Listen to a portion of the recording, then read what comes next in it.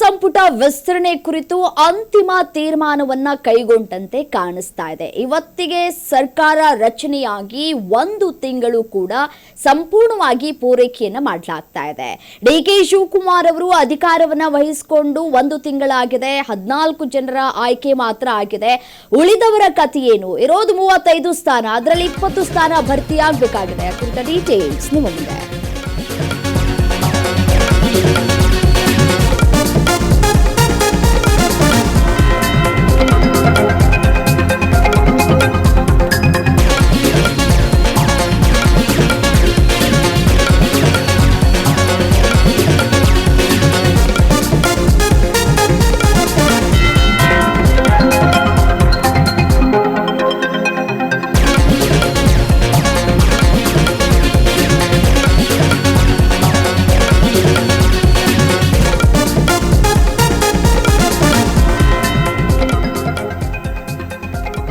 July 5ರಂದು Rahul Gandhi ವಿದೇಶದಿಂದ ದೆಹಲಿಗೆ ವಾಪಸ್ ಆಗ್ತಾ ಇದ್ದಾರೆ.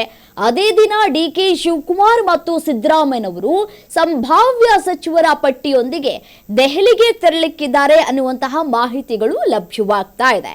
ಜುಲೈ 6 ಮತ್ತೆ 7ರಂದು ಕಾಂಗ್ರೆಸ್ ಹೈಕಮಾಂಡ್ ಜೊತೆ ಮಹತ್ವದ ಸಭೆ ಕೂಡ ನಡೀಲಿಕ್ಕಿದೆ ಅನ್ನುವಂತಹ ಮಾಹಿತಿಗಳು ಲಭ್ಯವಾಗ್ತಾ ಇದೆ. ಸೊ ಜುಲೈ 10ರಿಂದ 12ರ ಒಳಗೆ ಸಚಿವ ಸಂಪುಟ ವಿಸ್ತರಣೆಯಾಗುವಂತಹ ಸಾಧ್ಯತೆಗಳು ಕೂಡ ಇಲ್ಲಿ ಲಭ್ಯವಾಗ್ತಾ ಇದೆ. ಜಿಲ್ಲಾವಾರು ಮತ್ತೆ ಸಮುದಾಯದವರು ಸಂಭಾವ್ಯ ಸಚಿವರ ಪಟ್ಟಿಯನ್ನ ಹೈಕಮಾಂಡ್ ಮುಂದೆ ತೆಗೆದುಕೊಂಡು ಹೋಗೋದಕ್ಕೆ ಸಿದ್ದರಾಮಯ್ಯ ಮತ್ತೆ ಡಿಕೆ ಶಿವಕುಮಾರ್ ರೆಡಿಯಾಗಿದ್ದಾರೆ ಅನ್ನುವಂತಹ ಮಾಹಿತಿಗಳು ಲಭ್ಯವಾಗ್ತಾ ಇದೆ. ಈಗ ಉಳಿದಿರೋದು 20 ಸಚಿವರ ಸ್ಥಾನ. ಸೊ 20 ಸ್ಥಾನಗಳನ್ನ ಫುಲ್ಫಿಲ್ ಮಾಡಬೇಕಾದ್ರೆ ಹೈಕಮಾಂಡ್ನ ನಾಯಕರು ಒಪ್ಪಿಗೆಯನ್ನ ನೀಡಬೇಕು. ಒಪ್ಪಿಗೆಯನ್ನ ನೀಡದೆ ಹೋದ್ರೆ ಇನ್ನೂ ಕೂಡ ಸಮಯಾವಕಾಶವನ್ನ ತೆಗೆದುಕೊಂಡ್ರೆ ಇಲ್ಲಿ ಸಚಿವರು ನಾಮುಂದು ತಾಮುಂದು ಅಂತ ಹೇಳಿ ಸಚಿವ ಸ್ಥಾನಕ್ಕೆ ಕಾದು ಕುಳಿತಿದ್ದಾರೆ ಶಾಸಕರು.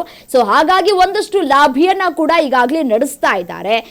ಜುಲೈ 5ರಂದು ಅಂದ್ರೆ ಇನ್ನು 2 ದಿನ ಬಿಟ್ಟು ಒಂದು ಕಡೆ ರಾಹುಲ್ ಗಾಂಧಿಯವರು ಆಗಮಿಸ್ತಾ ಇದ್ದಾರೆ. ವಿದೇಶ ಪ್ರವಾಸದಲ್ಲಿದ್ದಾರೆ. ರಾಹುಲ್ ಗಾಂಧಿಯವರ ಆಗಮನ ಆಗತ್ತೆ. 5ನೇ ತಾರೀಕು ಸಿದ್ದರಾಮಯ್ಯ ಮತ್ತೆ ಡಿಕೆ ಶಿವಕುಮಾರ್ ಅವರು ದೆಹಲಿಗೆ ಪ್ರಯಾಣವನ್ನ ಕೂಡ ಬೆಳೆಸಲಿಕ್ಕಿದ್ದಾರೆ.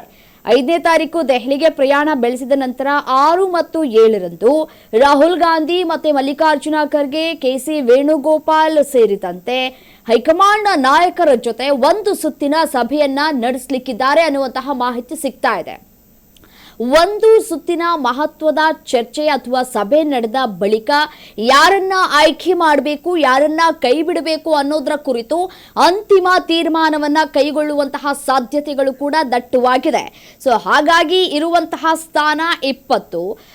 ಆದ್ರೆ ಲಾಭಿ ಮಾಡ್ತಾ ಇರೋದು 40ಕ್ಕೂ ಹೆಚ್ಚು ಶಾಸಕರು. ನಾಮುಂದು ತಾಮುಂದು ಅಂತ ಹೇಳಿ ಸಚಿವ ಸ್ಥಾನಕ್ಕಾಗಿ ಲಾಭಿಯನ್ನ ಮುಂದುವರಿಸಿಕೊಳ್ತಾ ಹೋಗ್ತಾ ಇದ್ದಾರೆ. ಒಂದ್ ಕಡೆ ಸಿದ್ದರಾಮಯ್ಯನವರ ಬಣದವರು ಕೂಡ ಒಂದ್ ಕಡೆ, ಮತ್ತೊಂದು ಕಡೆ ಡಿಕೆ ಶಿವಕುಮಾರ್ ಅವರ ಬಣದವರು ಕೂಡ ಒಂದಷ್ಟು ಲಾಭಿಯನ್ನ ಮಾಡ್ತಾ ಇದ್ದಾರೆ. ಮತ್ತೊಂದು ಕಡೆ ಹೈಕಮಾಂಡ್ ನಾಯಕರನ್ನ ನೇರವಾಗಿ ಭೇಟಿಯಾಗಿ ಹೈಕಮಾಂಡ್ ನಾಯಕರ ಜೊತೆಗೆ ಚರ್ಚೆಯನ್ನ ಕೂಡ ನಡೆಸಿದ್ದಾರೆ ಅನ್ನುವಂತಹ ಮಾಹಿತಿಗಳು ಕೂಡ ಲಭ್ಯವಾಗ್ತಾ ಇದೆ. ಸೊ ಹಾಗಾಗಿ ಅಳೆದು ತೂಗಿ ಯಾರನ್ನ ಆಯ್ಕೆ ಮಾಡ್ಕೊಳ್ಬೇಕು, ಹಿರಿಯ ನಾಯಕರನ್ನ ಆಯ್ಕೆ ಮಾಡ್ಕೊಳ್ಬೇಕಾ, ಕಿರಿಯರನ್ನ ಆಯ್ಕೆ ಮಾಡ್ಕೊಳ್ಬೇಕಾ? ಬಟ್ ಆದ್ರೆ ಈಗಾಗಲೇ ರಾಹುಲ್ ಗಾಂಧಿ ಅವರು ಹೇಳಿದ್ದಾರೆ ಹೊಸ ಮುಖಗಳಿಗೆ ಮಣಿಯನ್ನ ಹಾಕಿ ಅಂತ ಹೇಳಿ. ಸೊ ಹಾಗಾಗಿ ಹಿರಿಯ ನಾಯಕರಿಗೆ ಇಲ್ಲಿ ಕೋಕ್ ಕೊಡುವಂತಹ ಸಾಧ್ಯತೆಗಳು ಕೂಡ ದಟ್ಟವಾಗಿ ಕಾಣಸಿಗ್ತಾ ಇದೆ. ಕಿರಿಯರನ್ನ ಕೂಡ ಅಳೆದು ತೂಗಿ ಆಯ್ಕೆ ಕೂಡ ಮಾಡಬೇಕಾಗಿದೆ. ನೋಡಿ, ಲಕ್ಷ್ಮಣ್ ಸವದಿ ಅವರು ಕೂಡ ಬಿಜೆಪಿಯಿಂದ ಕಾಂಗ್ರೆಸ್ಗೆ ಸೇರ್ಪಡೆಯಾಗಿ ಅವರು ಕೂಡ ಇಲ್ಲಿ ಲಾಭಿಯನ್ನ ಮಾಡ್ತಾ ಇದ್ದಾರೆ. ನನಗೆ ಈ ಬಾರಿ ಸಚಿವ ಸ್ಥಾನವನ್ನ ನೀಡಬೇಕು ಅಂತ ಹೇಳಿ ಬಿಗಿ ಪಟ್ಟನ್ನ ಹಿಡಿದಿದ್ದಾರೆ. ಸೊ ಹಾಗಾಗಿ ಯಾರಿಗೆ ಇಲ್ಲಿ ಮಣೆ ಹಾಕ್ತಾರೆ ಹೈಕಮಾಂಡ್ ನಾಯಕರು ಅನ್ನೋದನ್ನ ಕಾದ್ ನೋಡ್ಬೇಕಾಗಿದೆ. ಇದರ ಜೊತೆಗೆ ನೋಡಿ, MB ಪಾಟೀಲ್ ಅವರು ಕೂಡ ಮಾಹಿತಿಯನ್ನ ಕೂಡ ಹಂಚಿಕೊಂಡಿದ್ರು. ಇನ್ನು 15 ದಿನದ ಒಳಗಾಗಿ ಎಲ್ಲವೂ ಕೂಡ ಫುಲ್ಫಿಲ್ ಆಗುತ್ತೆ, 20 ಸ್ಥಾನಗಳನ್ನ ಭರ್ತಿ ಮಾಡಲಾಗುತ್ತೆ ಅನ್ನುವಂತಹ ಮಾಹಿತಿಯನ್ನ ಕೂಡ ಹಂಚಿಕೊಂಡಿದ್ರು. ಅದರಂತೆ 5ನೇ ತಾರೀಕು ದೆಹಲಿಗೆ ಪ್ರಯಾಣವನ್ನ ಬೆಳೆಸ್ತಾ ಇದ್ದಾರೆ. ಸಂಭಾವ್ಯ ಸಚಿವರ ಪಟ್ಟಿ ಲಿಸ್ಟ್ ಬಹುದೊಡ್ಡದಾಗಿದೆ. ಬಟ್ ಆದ್ರೆ ಒಬ್ರು ಒಳಗಡೆ ಇನ್ನು ಮಾಡಿಕೊಂಡ್ರೆ ಇನ್ನೊಬ್ರು ಮುನಿಸನ್ನ ಮುಂದುವರಿಸಿಕೊಳ್ತಾ ಹೋಗ್ತಾರೆ.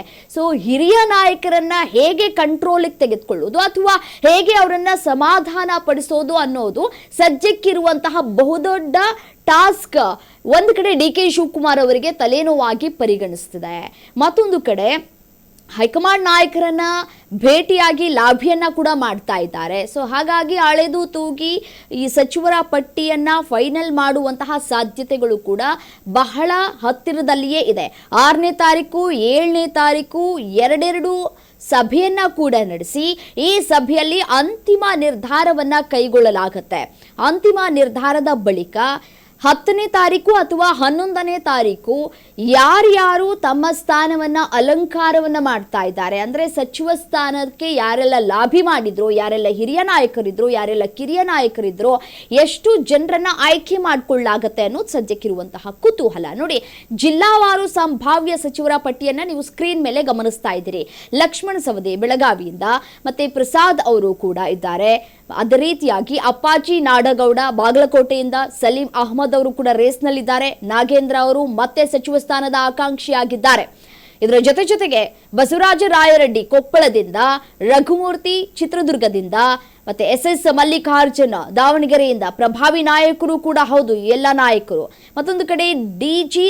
ಶಾಂತನಗೌಡ ದಾವಣಗೆರೆಯಿಂದ, ಅವರು ಕೂಡ ರೇಸ್ನಲ್ಲಿದ್ದಾರೆ. ಶ್ರೀನಿವಾಸ್ ತುಮಕೂರು, ಶಿವಲಿಂಗೇಗೌಡ ಹಾಸನದಿಂದ. ಈ ಎಲ್ಲ ಸಂಭಾವ್ಯ ಸಚಿವರ ಪಟ್ಟಿಯನ್ನ ನೋಡ್ತಾ ಇದ್ದೀರಿ, ಗಮನಿಸ್ತಾ ಇದ್ದೀರಿ. ಚಲುವರಾಯಸ್ವಾಮಿ ಅವರು ಮತ್ತೆ ಸ್ಥಾನವನ್ನ ಕೊಡಬೇಕು ಅಂತ ಹೇಳ್ತಾ ಇದ್ದಾರೆ. ನರೇಂದ್ರ ಸ್ವಾಮಿ, ಪುಟ್ಟರಂಗ ಶೆಟ್ಟಿ ಅವರು ಕೂಡ ಸಚಿವ ಸ್ಥಾನದ ಆಕಾಂಕ್ಷಿಯಾಗಿದ್ದಾರೆ. ಜಮೀರ್ ಅಹಮದ್, ರಿಜ್ವಾನ್ ಅರ್ಷದ್, ಲೇಔಟ್ ಕೃಷ್ಣಪ್ಪ, ಜಮೀರ್ ಅಹಮದ್ ಅವ್ರಿಗೆ ಕೊಡ್ತಾರಾ ಅಥವಾ ರಿಜ್ವಾನ್ ಅರ್ಷದ್ ಅವರಿಗೆ ಕೊಡ್ತಾರಾ ಅನ್ನೋದು ಸದ್ಯಕ್ಕಿರುವಂತಹ ಕುತೂಹಲ. ಮತ್ತೊಂದು ಕಡೆ ನೋಡಿ, ಶರತ್ ಬಚ್ಚೇಗೌಡ ಕೋಲಾರದಿಂದ, ಸುಬ್ಬಾರೆಡ್ಡಿ ಕೋಲಾರದಿಂದ, ಮತ್ತೆ ಬೇಳೂರು ಗೋಪಾಲಕೃಷ್ಣ ಅವರು ಕೂಡ ಸಚಿವ ಸ್ಥಾನದ ಆಕಾಂಕ್ಷಿ ಕೂಡ ಹೌದು. ಮತ್ತೆ ಪ್ರಸಾದ್ ಅಬ್ಬಯ್ಯ ಹುಬ್ಬಳ್ಳಿ ಧಾರವಾಡದಿಂದ, ಯಶವಂತರಾಯ ಪಾಟೀಲ ಬಾಗಲಕೋಟೆಯಿಂದ. ಈ ಎಲ್ಲಾ ನಾಯಕರ ಲಿಸ್ಟ್ ರೆಡಿ ಆಗಿದೆ. ಬಟ್ ಆದರೆ ಈ ಎಲ್ಲ ನಾಯಕರ ಲಿಸ್ಟ್ನಲ್ಲಿ ಯಾರಿಗೆ ಇನ್ ಯಾರಿಗೆ ಔಟ್ ಅನ್ನೋದು ಸದ್ಯಕ್ಕಿರುವಂತಹ ಪ್ರಶ್ನೆ. ಜಮೀರ್ ಅಹಮದ್ ಅವರನ್ನ ನಾವು ಗಮನಿಸ್ತಾ ಹೋಗೋದಾದ್ರೆ, ದಾವಣಗೆರೆ ಚುನಾವಣೆಯಲ್ಲಿ ಯಾವ ರೀತಿಯಾಗಿ ಡಬಲ್ ಸ್ಟ್ಯಾಂಡ್ ಅನ್ನ ತೆಗೆದುಕೊಂಡ್ರು ಅನ್ನೋದು ನಿಮಗೆ ಗೊತ್ತಿರುವಂತಹ ವಿಚಾರ.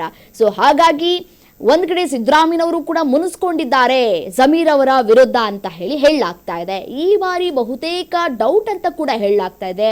ಜಮೀರ್ ಅಹಮದ್ ಅವರು ಇಲ್ಲದೆ ಹೋದ್ರೆ ಪಕ್ಷದಲ್ಲಿ ಬಹಳ ಹೊಡೆತ ಬೀಳುತ್ತೆ ಅಂತ ಹೇಳಿ ಒಂದಷ್ಟು ಸ್ವಾಮೀಜಿಗಳು ಅವರ ಪರವಾಗಿ ಬ್ಯಾಟ್ ಬೀಸೋದನ್ನ ಕೂಡ ನಾವು ಗಮನಿಸಿದ್ದೇವೆ.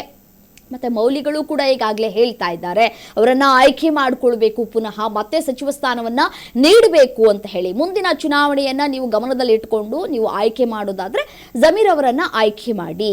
ಮತ್ತೆ ನೋಡಿ, GBA ಎಲೆಕ್ಷನ್ ಕೂಡ ಬರ್ತಾ ಇದೆ. GBA ಎಲೆಕ್ಷನ್ ಅನ್ನ ಮುಂದೆ ಇಟ್ಕೊಂಡು ತಾಲೂಕು ಮತ್ತೆ ಪಂಚಾಯಿತಿ ಚುನಾವಣೆಗಳು ಕೂಡ ನಡಿಬೇಕಾಗಿದೆ. ಈ ಎಲ್ಲವನ್ನೂ ಕೂಡ ಗಮನದಲ್ಲಿ ಇಟ್ಕೊಂಡು ಇದರ ಜೊತೆಗೆ 2028ರ ಚುನಾವಣೆ ಅದನ್ನ ಮುಂದೆ ಇಟ್ಕೊಂಡು ಈಗ ಅಳೆದು ತೂಗಿ ನಾಯಕರನ್ನ ಆಯ್ಕೆ ಮಾಡಬೇಕಾಗಿದೆ. ಜುಲೈ 6 ಮತ್ತು 7ರಂದು ಬಹುತೇಕ ಅಂತಿಮ ನಿರ್ಧಾರವನ್ನ ತೆಗೆದುಕೊಳ್ಳುವಂತಹ ಸಾಧ್ಯತೆಗಳು ಕೂಡ ದಟ್ಟವಾಗಿದೆ ಅಂತ ಹೇಳಿ ಮಾಹಿತಿ ಸಿಗ್ತಾ ಇದೆ.